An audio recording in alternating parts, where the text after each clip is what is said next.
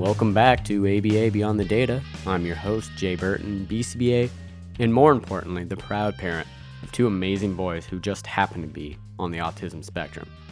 This podcast is built for BCBAs who want to keep learning, keep reflecting, and earn a few CEUs along the way. Now tell me if this story sounds familiar to you. You're at your desk in the clinic, slamming through a treatment plan, just deep in the zone, when suddenly an RBT storms in complete tears. You tell them to take a seat and ask what happened, expecting a story about how a client bit them or how they just can't make it through the day.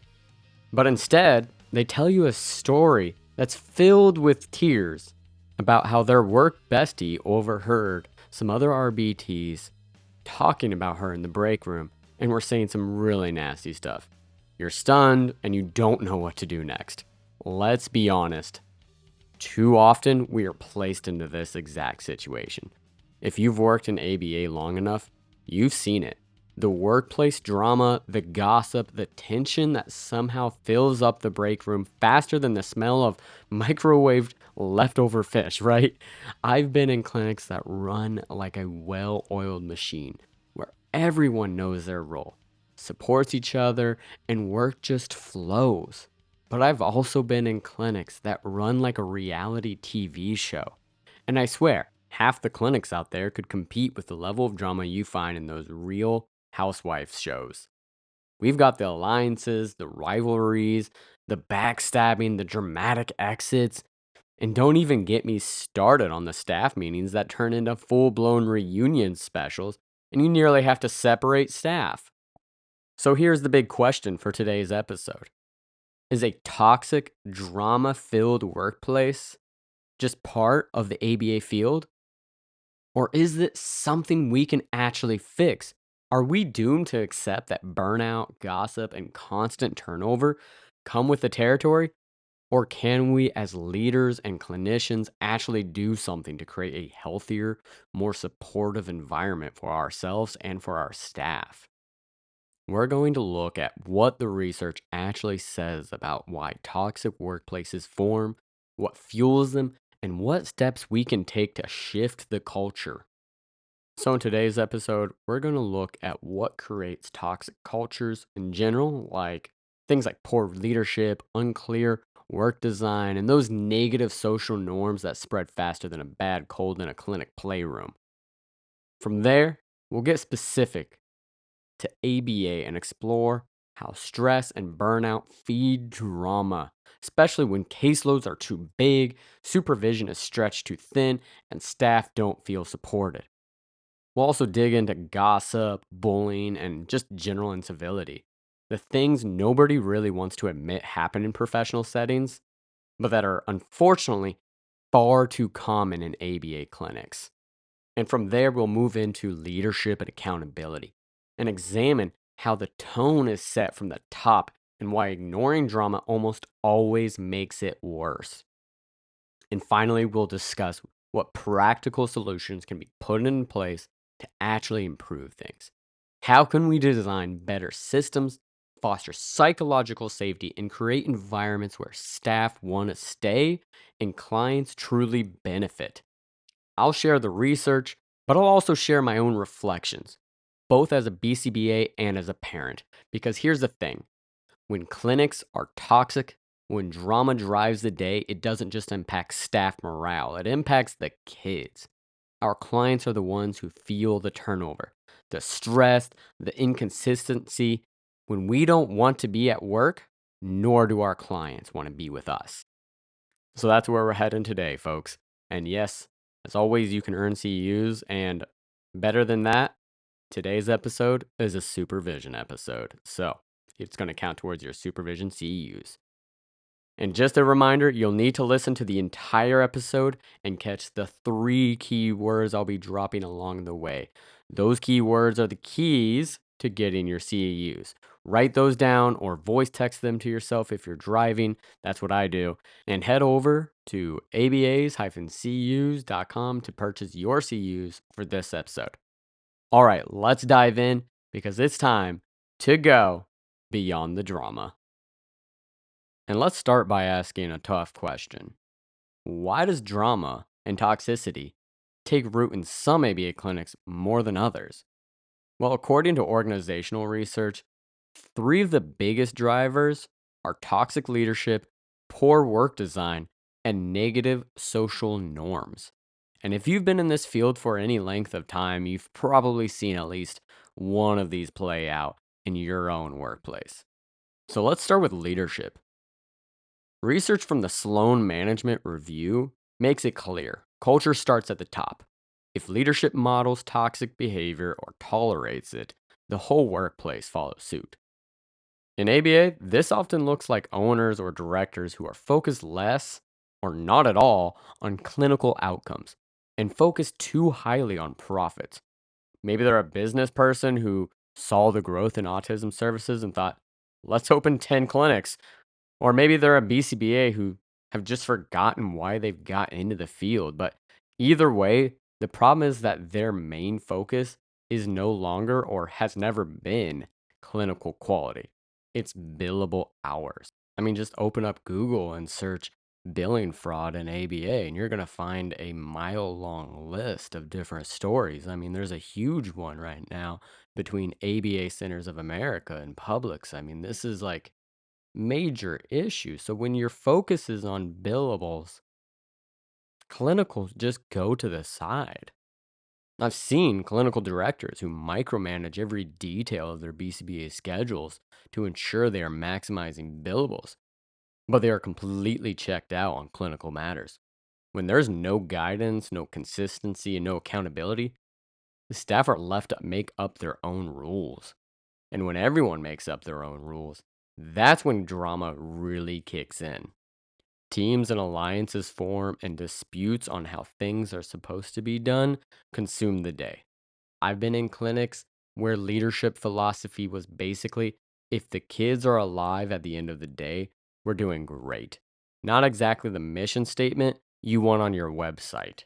Without clinical leadership, we quickly devolve into a near tribal mentality. A singular or a united philosophy is absolutely needed. Leadership, no matter if it's clinical leadership or administrative leadership, or if it's the CEO or if it's the chief clinical officer, it doesn't matter what leadership. Leadership in ABA has to be dedicated to the mission of supporting these children, period. Okay, and now let's talk about the structure of the jobs themselves. What research calls work design. Toxic workplaces often have jobs that are overloaded, unclear, and poorly supported. And that's basically a daily reality for a lot of ABA professionals. Picture this: a BCBA with 15 plus clients on their caseload, endless treatment plans, and notes piling up, 6 hours of back to back direct time, and then, oh, by the way, do your notes on your own time. That's not a sustainable job design. That's a burnout factory. For RBTs, the design issues look different, but are just as harmful. No consistency in their schedules, running from house to house and to client with no real sense of support if the behavior plan falls apart. The constant feeling of being set up to fail. When work is structured in a way that makes success nearly impossible, staff start to cope in unhealthy ways. They complain, they vent, they gossip, and suddenly the focus of the workplace isn't on helping kids, it's on managing stress through drama. And the final one being what researchers call negative social norms. Basically, when gossip, backstabbing, and unprofessional behavior become the accepted culture, in ABA, this shows up in familiar ways. RBTs gossip in the break room about families, other staff, even the kids. BCBAs playing favorites with the staff, which divides teams and fuels resentment, and colleagues undermining each other to look good in front of leadership. It's one thing to joke around or blow off some steam, but when gossip and drama replace direct communication, the clinic becomes a reality show. Staff are constantly second guessing each other, and no one trusts the leadership to handle issues fairly. And here's the sad truth: toxic norms are self reinforcing. Once they take hold, they spread. If the standard is that we talk about people instead of to them, that quickly becomes the only way problems are handled. And for newer staff joining organizations like this, it's the only way for them to join in and be part of the group. If they don't join in and start to talk crap about the rest of the staff, they get excommunicated. So, is there something that makes ABA more vulnerable to the drama filled workplaces than like other organizations and other fields out there? A few things do set the stage. First, rapid growth. The number of BCBAs has exploded in the last decade, but the system and infrastructure to support them haven't caught up. Many organizations scaled faster than they matured, leading to inconsistent leadership and unclear expectations.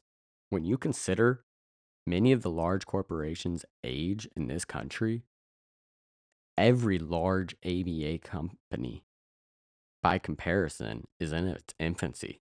Second, is the emotional labor that goes into the job. We work with high needs children and families that need our support. That kind of work is inherently intense. Stress is baked into the job, and when you layer poor communication or lack of support on top of that, things can ignite quickly. And finally, there's mixed leadership problems. Some clinics are run by clinicians, others by investors, and others by corporations. Each model comes with unique challenges, and when leadership priorities clash with clinical quality, staff feel that tension immediately. It's a perfect storm that makes drama and burnout far too common in our field. Toxic leadership, poor work designs, and negative social norms don't just make the break room uncomfortable, guys. They directly affect our clients. Think about it. A burnt out BCBA isn't going to supervise effectively.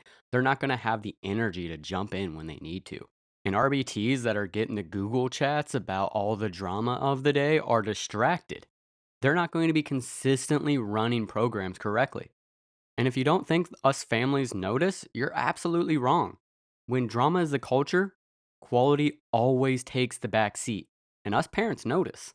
So, those three factors: toxic leadership, poorly designed jobs with unclear responsibilities, and when communication's best way of spreading in an organization is through gossip, we have laid a foundation that will build a toxic work environment. And unfortunately, many ABA clinics have all three risk factors baked right into their foundation. And on top of that toxic work environment foundation, it is destined that the house that is built on top of it will be built with burnout and stress. And the research is clear on burnout. When demands are high and resources are low, burnout is inevitable. Slaviak and colleagues 2021 and 2023 both showed that in ABA, heavy job demands like paperwork, caseloads, and productivity expectations, paired with a lack of support and resources, are some of the strongest predictors of burnout. And burnout isn't just characterized as feeling tired, it's emotional exhaustion. It's the point where you have completely detached from your clients. It's when the quality of your work has decreased significantly and your desire to get out of that facility is maximized. That's the point where crap talking and gossiping really start to dig in. So let's start with the RBTs because they're the front line of our services. For many, the job is already physically and emotionally draining. And in poor work design, it becomes overwhelming. Many RBTs find themselves rotating across too many clients. I've seen them go across 4 clients in a single day and have caseloads of 8 to 12. That constant shifting means learning new behavior plans, adjusting to different expectations, and working in multiple environments. Instead of mastering a client's programming and feeling confident, they spend their days playing catch up. On top of that, many RBTs don't have stable hours. Sessions get canceled at the last minute, shifts are changed without notice, and hours are often cut unexpectedly. That kind of instability doesn't just make it hard to pay bills, it adds up unnecessary stress to an already demanding job. And when things go wrong, like when a behavior plan completely falls apart mid session, too often There's no immediate support to jump in. Imagine being in the middle of a meltdown, unsure of what to do, and realize you have no one to call or no supervisor available. That kind of pressure doesn't just make work harder, it makes it scary. And I get it. You're thinking, well, that's how it was for me. So why should it be any different for them? But is that really how you want it to be for them? Is that how you wanted it to be back when we were RBTs? Absolutely not. I remember dealing with severe behavior clients and wondering why the BCBA hasn't been in for a month. When RBTs feel unsupported, they look to each other for survival instead of to leadership. And that's when gossiping and drama sneak in. Venting becomes the main coping strategy. Instead of having the opportunity to problem solve with their supervisors, issues get passed around in group chats and whispered in the hallways. And what do you think they're talking about? They're talking about us BCBAs and why we're not there. But in all honesty, there's probably a reasonable reason we are not there. BCBAs are often crushed under an avalanche of responsibilities. Many BCBAs are stretched thin under unrealistic caseloads, often carrying 15 to 20 or more clients at a time. On paper, that number might seem doable, but when you think about all of the responsibilities that a BCBA has to carry, caregiver guidance meetings, assessments, treatment plan updates, direct supervision, which takes up the huge majority of our time, dealing with insurance, which is a nightmare, and the inevitable client emergencies, it all becomes quickly overwhelming. Families deserve clear communication and support, and so do our staff. But when BCBAs are expected to bounce around from one crisis to the next, from one report to the next, from one supervision to the next, something has to give. And in many clinics, BCBAs are asked to wear every hat imaginable. They're not just the clinical leads, they're also the HR managers, the crisis responders, the scheduler, the note auditor, and sometimes even the unofficial therapist for their own team. It's a setup that pushes even the most passionate clinicians towards burnout. I've been there. I've had days where I worked 11 hours in the clinic, then stayed up another 3 trying to finish notes and treatment plans. And after that, I was still expected to show up to a parent training the next morning at 7:45 with a smile on my face. That's not sustainable. It's survival mode. And when BCBAs live in survival mode, they get short with staff. They cut corners on supervision and treatment plan design. They disengage from the very clients they're supposed to be helping. That's not bad intent. That's just human burnout. And you can't talk about burnout without talking about how ABA clinics are structured. Poor organizational design is a breeding ground for stress and drama. BCBA job descriptions that essentially just say everything clinical, from keeping track of reauths, the RBT recertification, to training staff how to change a diaper, to doing conflict management between the clinical staff. And in between all that, the actual BCBA responsibilities we were trained in school to do, that's not a role, it's a trap. Without clear boundaries, without structure that supports the BCBAs are expected to do it all. And no one really knows who's accountable for what. And with that, BCBAs have constant conflicting priorities. One day it's staff are told to focus on quality, and the next, leadership is pushing just hit the billable hours. When the mission of clinical shift based on the day to day or the latest insurance issue, staff end up feeling a kind of professional whiplash. And of course, we have the ever present billing pressures. ABA is often tied to insurance driven productivity standards. And when the pressure to bill outweighs the pressure to deliver quality care, staff are forced into impossible choices: cut corners or fall short. It's an unsustainable system that rewards output over outcomes. That kind of work environment doesn't just stress people out, it divides them. Staff start pointing fingers. RBTs blaming the BCBAs for not being present. BCBAs blaming leadership for overloading them. Leadership blaming staff for not being efficient enough. And before long, the clinic culture shifts from collaboration to competition and finger pointing. Everyone is to blame when no one is carrying the responsibility. This is a cycle I've seen play out again and again in ABA clinics. Staff are given unrealistic expectations. They become overwhelmed and unsupported. And instead of addressing the problems directly, they vent sideways to peers in group chats or right there on the floor with the kids. Gossip spreads, cliques form, staff morale drops. Leadership either ignores it or clamps down with even more pressure. The cycle repeats until turnover wipes out half of the staff and the clinic just starts over again. Does that sound familiar? That's because this isn't just one clinic. It's the story of far too many ABA workplaces. And the heartbreaking part is the people who pay the biggest price aren't our staff, it's the kids. Burned out RBTs don't run consistent programs, and stressed out BCBAs don't give quality programming to those RBTs to run. So we're getting closer to the final build out of what a toxic environment really is. We've talked about the foundation, which is leadership that is based their entire approach in a toxic mentality, and that without proper, well designed roles for our staff, whether it be RBTs or BCBAs or even our BCABAs out there, right? We're going to inevitably overwork our staff. And then we talked about the framework of our toxic work environments, which is burnout and stress.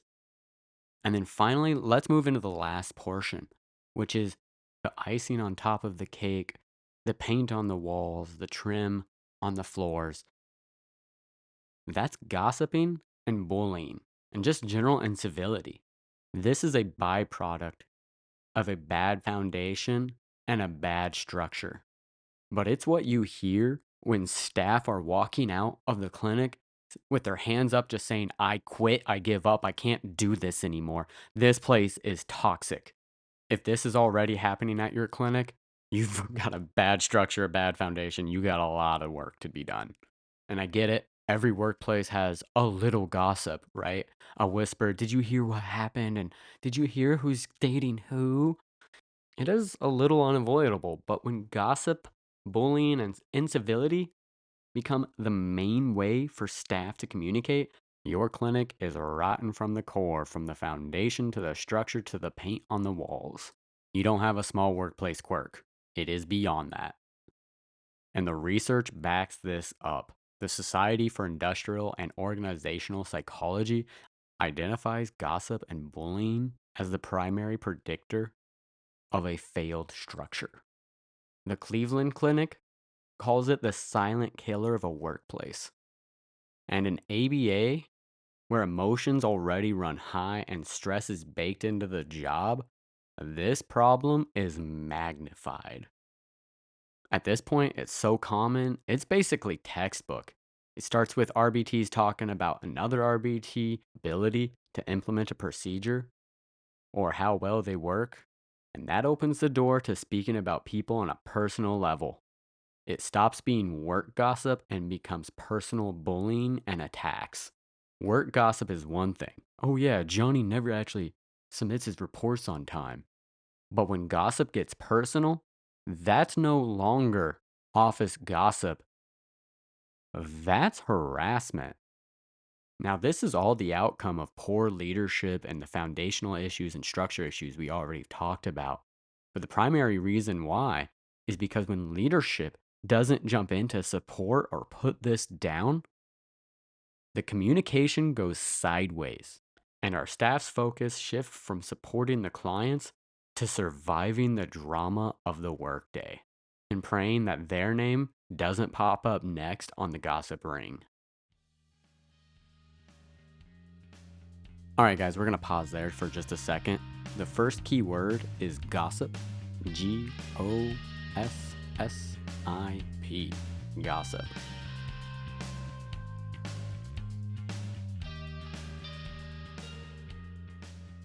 Then there's bullying. And this doesn't look like outright harassment all the time. It's oftentimes subtle. BCBAs undercutting each other in clinical meetings, talking crap about other BCBAs to the RBTs that they are supervising. It's subtle, but it poisons collaboration and breeds resentment. And when clinical leadership ignores the issue and look the other way because they don't believe they can afford to lose staff because of turnover, it becomes clear that that behavior is acceptable, which is an absolutely nuts way of thinking. Because let's be honest here, guys, that bullying is the reason that turnover in your organization is so freaking high. You're worried about firing that one staff that can't stop gossiping or tearing down other staff, and yet they're the reason that 7 or 8 other staff members have quit? That is some serious upside down thinking. Over time, you're basically creating a culture of mean girls. And yeah, if you remember how that movie ends, it wasn't great. If I remember correctly, a girl gets hit by a bus. Or maybe the main character just imagined that. I honestly don't remember. But if leadership doesn't step in to stop this, then you are basically allowing Regina George to run your clinic. And we've talked about how foundational issues in the organization and structural issues within the organization allow for these issues of gossip and bullying to breed and fester. But in clinics, there are some additional built in issues that come into play. For instance, you're in tight quarters with many of the same staff all day long, which gives you the ability to feel comfortable opening up about things. And of course, when your sessions are unstructured and unorganized, and if that issue is clinic wide, oh boy, you're allowing the RBTs and the staff a lot of downtime to just start talking. I've seen BCBA set up sessions where, as long as the RBTs hit the targets the minimum number of times, they don't care what is being done. They don't care if they're laying on the floor scrolling through TikTok. As long as the minimum target was hit, the BCBA is totally fine. When in tight quarters and left to their own devices, inevitably people are going to start talking. If you're interested in how to organize your client sessions or how to organize your clinic, go listen to the episode 3, Teach an ABA. It'll give you a really great breakdown of how you can organize your sessions. And this does help so much with reducing downtime and gossiping. I've already said this, but it's not just about the feelings of our staff. It's not just about the morale of our staff. This is damaging our client outcomes. When your staff are more focused on the latest workplace drama than the child in front of them, progress slows. And of course, as I already said, turnover becomes overwhelming when you begin to have a culture of bullying, which means more disruptions to services and less consistency for the children receiving those services. And families notice this. When parents overhear gossip in the front lobby or pick up tension among staff, they begin to question the professionalism and reliability of the entire clinic, not just those staff. So, what can be done to fight this? The first step in changing a toxic culture is clearly defining your values. Core principles like respect, professionalism, and teamwork should guide every part of the clinic and every decision that you and your team are making. But values on a poster don't mean much unless they're translated into concrete, observable behaviors. That means things like no gossiping about families or coworkers, addressing concerns directly with supervisors instead of through side conversations, and always supporting peers in front of clients, even when you disagree privately. These expectations need to be enforced consistently. If gossip or bullying is ignored even just once, it quickly becomes a new standard. Leaders have to be willing to call it out, redirect it, and model professional communication themselves. And clinics have to create safe ways for staff to share concerns without fear of retaliation. Anonymous surveys, open door policies, and reliable HR support all help foster a culture where people feel heard, valued, and respected. HR is seriously critical. And it blows my mind that some of these very large organizations out there have seriously weak mechanisms to report and deal with concerns through their HR. HR has to be not only unbiased, but also willing to find solutions without jeopardizing the clinical staff's career. I have literally seen an HR individual come straight to a supervisor and tell them all the specifics about an RBT that just complained about that supervisor. Do you think that breeds the feeling of trust and security? No, absolutely not. And I'm not just talking about this from a theory standpoint. I've been in clinics where gossip was so bad, I spent more time managing staff drama than I did actually supporting my RBTs and BCBAs that I manage. And here's the thing, none of us got into it for the drama. We got into it to support the families and kids. If we want to take making workplaces healthier, then we have to take gossip and incivility seriously and not treat it as harmless background noise. We have to see them as signals that something is broken in the culture and we have to fix it. Because remember, gossip and bullying aren't just side effects of stress, they're symptoms of poor leadership and weak systems. And once they take root, they can take over. But what really determines whether gossip gets shut down or spreads like wildfire is the leadership and accountability that they keep. So let's dive deeper into what leadership can actually do to fix these cultures. And there's this saying in organizational psychology, culture is set at the top. And in ABA, that couldn't be more true. The research is clear. Whether it's Sloan Management Review or Berkeley Executive Reports, leadership behaviors set the tone for the entire workplace. If leaders tolerate drama, drama spreads. If leaders model burnout, burnout becomes the norm. If leaders focus only on billing, quality inevitably suffers. In other words, if you want to understand a clinic's culture, look at the leadership. One of the most damaging patterns I've seen from leadership is what I call the bill culture. You know that one. Staff meetings are less about problem solving or supporting clients and more about, are we hitting our productivity targets? Now, don't get me wrong, billing matters. Clinics can't function without revenue, right? But when everything is about hours, units, and productivity, the clinical mission gets pushed to the side, forgotten about. RVTs start to feel like they're only valued for how many minutes they can squeeze into a session. BCBAs feel pressure to approve more hours than are clinically necessary just to keep the numbers up. And families feel pressure to come to services even when their child is sick or unwell. And let me tell you, as a parent of two boys on the spectrum, that one really pisses me off real fast. If I feel pressured to come to services by a clinic, even when my child isn't well, oh, you have just hit a trigger point, and your clinical director is about to get an earful. Because honestly, you're telling the families and the staff that money comes first, kids come second. Embarrassingly enough, I do have a TikTok where I do talk a lot about the topics that I cover in my podcasts. And one of the comments that really set fire on one of those videos was about a statement I made that clinics need to be giving kids naps. And I can't tell you how many RBTs made comments about how their clinics will only allow a kid to take a nap for 15 minutes. This is ridiculous, guys. Absolutely ridiculous. When you are working in early intervention, if you're not allowing for naps that are an hour to 2 hours, you are not taking the well-being of that child into consideration. And if you're that child's BCBA, I don't care what the policy of that organization is.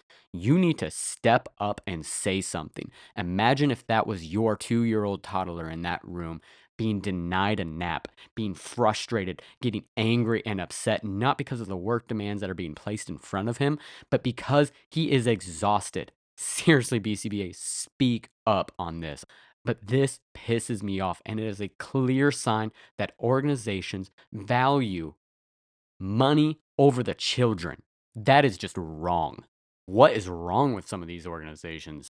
And you have to remember, I am a parent of two boys on the spectrum, one of which is a nearly 3-year-old toddler. And when this stuff pops up, man, I take it so personally because I imagine my own kids going through those circumstances. So, yeah, obviously, a culture of bill, bill, bill is a recipe for burnout and disillusionment. And staff and families can see that money is coming first. So, leadership, no matter if they are clinical or if they're investors or administrative, have to remember what the actual mission, what the actual values of the organization are. And if they aren't to help the kids of the clinic, then you need to rewrite those values. Make sure that your leadership, no matter the position, is enforcing it. Another easy fix for leadership is to stop being the avoidant leader. If you are a leader in this field that is avoiding the difficult conversations, that is avoiding getting rid of people because you don't want to have that heart to heart conversation that you know is going to be difficult, then you either need to step up or get out, because we don't have room in this field to allow this sort of toxic behavior to continue existing because it is affecting our clients. I don't care if you're a shy leader. Learn to speak up. You should have already learned this as a BCBA and supervising your staff. But if you haven't, go take a communications class. Practice in the mirror confronting these individuals. I don't know, but you have to step up. And it doesn't matter if you need to fire some rotten eggs in the group. It doesn't matter. I've been in management. I've been the one interviewing staff. I've been the one training staff before. They act like it's this huge thing. But the reality is, the dirty truth under all of this is that many of these organizations don't care about staff quitting or getting fired or about turnover in general because they have learned how to rapidly onboard staff. And while they have done that for all of the wrong reasons, we should take advantage of that. Getting rid of rotten eggs just makes room to onboard some really awesome eggs and to hatch some really great chickens. All right, that analogy may have went too far, but it is maddening to see organizations act like it is so hard to get rid of staff when in reality they have a quit rate that is twice that of normal industries, and they've just mastered the ability to bring on new staff. Ignoring toxic behavior doesn't make it go away. It normalizes it. Staff quickly learn that bad behavior has no consequences and the culture spirals rapidly. Leaving one moldy piece of bread in the packaging poisons the rest of the bread in the packaging. I've got a lot of analogies today, and I'm going to keep going with them. It's like letting a small fire burn in the corner of a room. Sure, it's easier to ignore it for just a moment, but eventually the whole clinic is up in flames. Okay, I'm done with the analogies for now. Okay, and there's one more thing I really need leaders in this field to step up on. Stop modeling burnout as the norm. I can't tell you how many times I've heard something like this from a supervisor. Well, I send emails at midnight, so should you. Or, I worked through my entire weekend to finish the treatment plans. That's just what the job is. When leaders glorify overwork, staff learn that exhaustion equals dedication. And instead of speaking up when they're overwhelmed, they just push harder until they hit the breaking point. This isn't leadership, it's martyrdom. Understand the difference. And it's one of the quickest ways to destroy morale. So, what does good leadership actually look like? It looks like going beyond the mission statement by engaging in observable behaviors that show that you align with them. Respect means not gossiping about staff or families, even when it's tempting to vent. Teamwork means supporting your peers in front of clients, even if you disagree privately. And professionalism means addressing issues directly instead of talking around them. When these values are defined clearly, consistently modeled, they stop being words on paper and start becoming the standards for how the clinic operates. When leaders consistently reinforce these values, praising staff when they're modeled and correcting when they're not, the culture starts to shift. All right, guys, we're going to pause there for a second. The next key word is teamwork. TEAMWORK. Teamwork. If you don't put a space in it, or if you do put a space in it, it's not a big deal. I manually check anyways.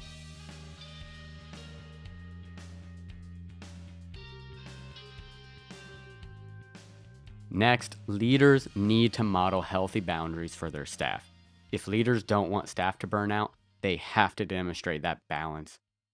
I am not impressed by the fact that you stayed up all night writing emails, and I am not impressed that you wrote 4 treatment plans over the weekend and sacrificed your own personal life. What impresses me is a healthy work-life balance, because that tells me that you know how to set boundaries and that I don't have to worry about you burning out in 2 or 3 months and quitting on me. Because staff don't follow policies, they follow examples. If the clinical director shows that self-care is respected, staff will feel safer setting their own boundaries. And next, leadership needs to be transparent. Nothing breeds gossip faster than secrecy. When staff don't understand why decisions are made about hours, about raises, or caseloads, they fill in the blanks themselves. And usually those assumptions aren't flattering. Transparent leadership means explaining policies and decisions even when the answers aren't perfect. Here's why we had to change the schedule this month. May not make everyone happy, but it will reduce suspicion and resentment. And we absolutely have to prioritize support over productivity. Too many clinics only measure staff by the numbers. Billable hours completed and are your session notes rendered. While those metrics matter, they don't build good culture. We should be measuring staff well-being. We should be measuring their ability to implement programming and intervention effectively. We should be measuring their ability to support their staff. We should be measuring family satisfaction. And check-ins by clinical directors to BCBAs should be less about billable hours and more about, oh, I don't know, how are you doing? What challenges are you facing? How can I support you? When staff feel seen and supported, they're more motivated to do their best work. And guess what? Productivity actually goes up. This isn't just me saying this. This is research from Berkeley, from Sloan. You want your organization to make more money? Support your staff. And I'm not going to lie about this. I wasn't always perfect. I've been the leader who's been making mistakes. I've been the BCBA so overloaded I couldn't see the forest from the trees. I've been guilty of setting expectations I couldn't meet myself. But what I've learned is that leadership isn't about being perfect. It's about being intentional. If the culture feels toxic, leaders have to own it. It's not the RBT's fault for gossiping. It's not the family's fault for being demanding. It's not just the nature of the field. Culture is built or destroyed by leadership's choices. So here's the takeaway from this section. Culture is set by leaders. If you want to change the environment in your clinic, you start at the top. Set values, model boundaries, be transparent, and prioritize support. All right, so leadership is one aspect of it. What else are some other aspects that we can do to reduce the toxic work environments in ABA? So there's a lot that we can do. Research across industries points to a few key solutions. And here's the thing, guys, that you need to stop and realize is that, yes, we do have a lot of research in ABA, but when it comes to supervision research, yeah, we got OBM, but we need to look at broader. So you'll notice that in the majority of this podcast so far, I have not brought up any ABA specific research. That's because I'm looking outside the field for some of these solutions because clearly something else needs to be brought in. So, yeah, some of those key solutions out there are one, redesign the work itself. Number two, build psychological safety. Number three, enforce accountability. And number four, strengthen team culture. In ABA, that means taking broad ideas and making them practical in our clinic. So let's start with the work design. Well, let's get real, guys. Pizza for lunch or staff appreciation work is not going to fix a clinic deep in the toxic burnout zone. What will fix it is capping caseloads, providing administrative support, and clearly defining job roles. According to CAS guidelines, BCBA caseload should remain small enough to meet supervision standards and client needs. Typically, this means caseloads that are no larger than 6 to 12 clients for a comprehensive program and 12 to 16 for a focused program. Depending, and this is a key part, on the complexity of each individual case and the available support for that BCBA. But don't get those numbers stuck in your head. It is not so black and white. Don't live and breathe by them. Just because CASP said these are the right things to do doesn't mean that that should be your standard. The more important part is the complexity of the cases. And CASP, which, just FYI, if you're a listener and you don't know what that is, that's the Council of Autism Service Providers. CASP does agree with that. In their third edition of practical guidelines, they clearly point out that complexity of cases is just as important as case sizes. Honestly, we could dedicate, and maybe I will, a whole episode to CAP's third edition practice guidelines. But for now, if you're interested in that, just go to their website. It is a free download, and they publish their stuff for the community. All you got to give away is your email, and that's a small price to pay. And honestly, the information they send me on my email is pretty informative. I guess I'm now selling for CAST as well. But if leadership claims that smaller caseloads aren't feasible, that signals a staffing problem, not a performance issue. Organizations must hire more BCBAs or limit the number of clients they accept. Equally important is providing administrative support to the BCBAs. BCBAs cannot be handling all of the responsibilities of being a BCBA, plus scheduling, plus HR duties, plus billing, plus dealing with crisis management. When analysts spend hours on non clinical tasks, the integrity of the client's care suffers. Providing dedicated administrative and clinical help allows clinicians to focus on what they are trained to do: deliver evidence based, high quality ABA. Having an actual, properly trained HR liaison is critical.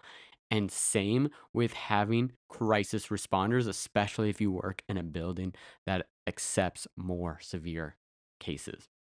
Work design isn't glamorous, guys, but it's foundational. If the job is designed to burn people out, culture fixes won't stick. You can have the best leadership in town, but if you don't have somebody to jump in and support during crisis behaviors, you're just going to be constantly pulled away from all your other clients, and those clients are going to get less attention than they need. Next, let's talk about psychological safety. What the heck is that? That's the belief that staff can keep speaking up without fear of punishment or humiliation or retaliation. In clinics without psychological safety, RBTs keep quiet about the struggles they're having with behaviors because they don't want to look incompetent. BCBAs hide when they're overwhelmed because they don't want to seem like they can't handle it. So, how do you build psychological? Honestly, there are some pretty easy steps that we can all take. First, supervision from the BCBA should always feel like support, not policing. The purpose of supervision is to guide, coach, and develop, not to intimidate or catch the mistakes. When BCBAs approach supervision as mentorship, RBTs become more open and honest about what isn't working.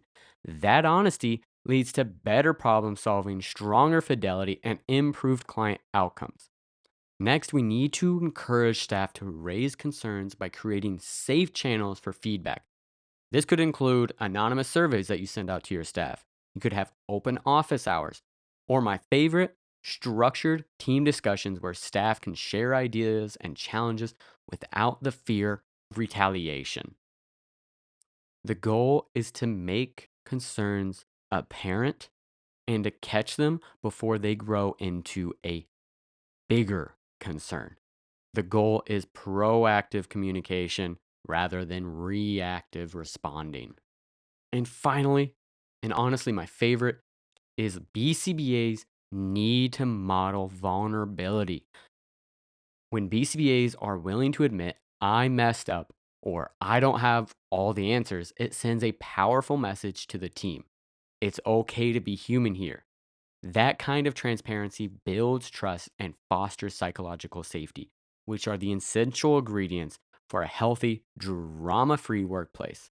This last one is the most critical piece of advice I can give on this topic. BCBAs too often try to flex and act like know it alls, but humbling yourself before your staff will do more for your perceived leadership skills than any other recommendation I can give you. Own your mistakes and humble yourself, and people will follow. Psychological safety doesn't mean lowering standards. It means staff feel safe enough to say, I need help meeting the standards you're setting. Okay, and beyond psychological safety, we need to look at staff wellness strategies because you can have an open door policy or great communication built in, but without wellness of your staff, burnout is going to creep in. If your staff aren't getting lunch breaks, if they're not able to take a break, if there isn't support for behaviors, what do you honestly think is going to happen? I know this is way worse coming from the administrative side because honestly, those individuals, with all due respect to them, haven't worked one to one for long periods. But I don't care if it's severe behavior or if it's a little 3 year old run around. This job, the job of being an RBT, is exhausting. And BCBAs don't stand there and act like it isn't. It is exhausting. Yeah, our job is mentally more exhausting. I'll 100% agree with that statement. But an RBT's job is physically draining. I'm a dad of a 2 year old and a 6 year old right now. Both of them are on the spectrum, but even that aside, it is exhausting playing with them when I get home from work before dinner, which is about an hour, guys. Just an hour is exhausting for me. And these RBTs are working all day long. Okay, so what can we do to actually support staff wellness? A lot of things. But one of the easiest ones is a predictable schedule. Staff should be given as much notice as possible when changes occur, and leadership should prioritize consistency. For BCBAs, having a predictable, protected block of supervision time, not squeezed in between the 10 other tasks we need to do, can make an enormous difference in reducing the stress and improving the quality of the services we are providing. Next, seriously, just make sure breaks are actually occurring. If you're a BCBA and you see your staff is struggling, give them a break. But administrative side also needs to do a better job on making sure that breaks are given. If your organization can't give breaks, then you are not properly staffed. You need some floaters on staff that can go around and provide some actual breaks, be it lunch breaks or just the 5 minute bathroom breaks that you need. And organizations and us BCBAs need to encourage taking mental health days. A single day of rest can prevent weeks of disengagement or worse, turnover. We can't just say, oh, our wellness program is in place and just toss a beanbag in the corner of the break room and call it the Zen space. What I mean here is we need to encourage actual wellness for clinical leadership and BCBA supervising staff. Here's my challenge: start small. Pick one wellness initiative you can implement consistently. Maybe it's a guaranteed breaks. Maybe it's 5 minute debriefs after a crisis session. Whatever it is, commit to it. Make sure it actually happens every time. Because here's the truth: staff don't believe in wellness policies until they see them lived out. Once they trust that the clinic means it, you can build more mental health days, structured teams, predictable schedules. But it starts with one consistent small action. When staff wellness is prioritized, the entire culture shifts. Turnover decreases, gossip loses power, staff support each other instead of undermining each other. Wellness isn't fluff, it's not a luxury, it's the foundation for sustainable staff and ethical ABA practices. All right, guys, we're going to pause there for our final keyword, which is wellness. WELLNESS. Wellness.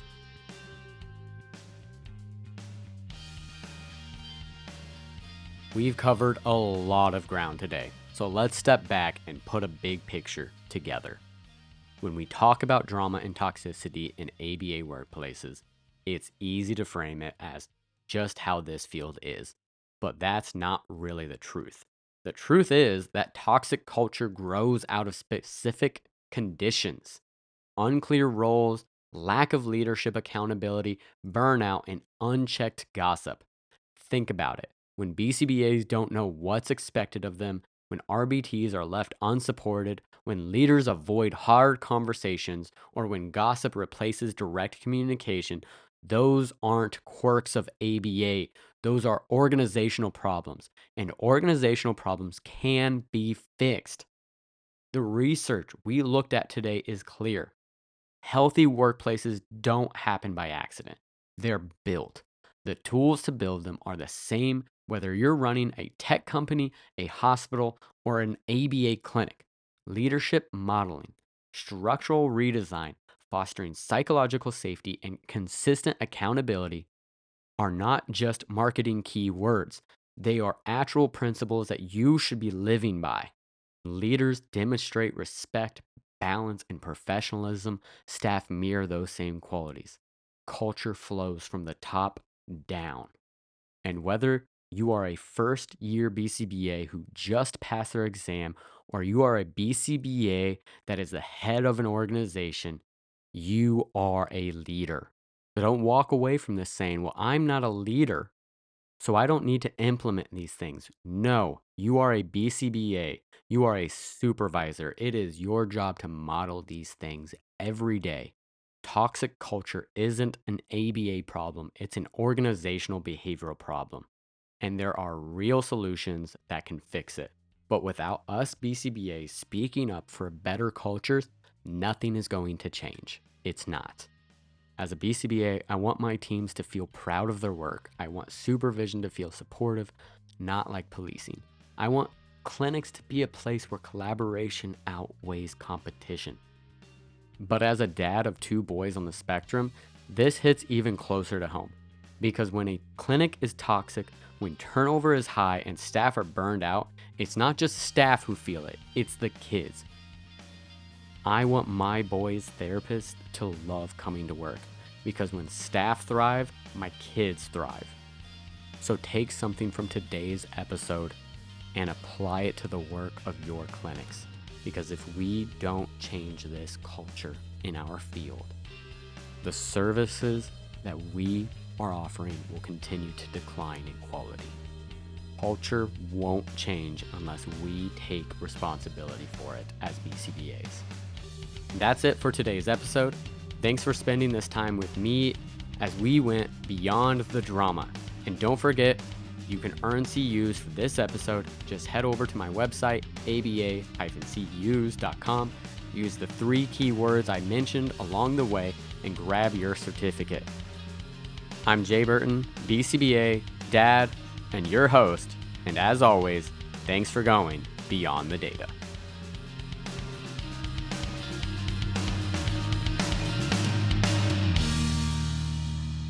Bye. See you next time.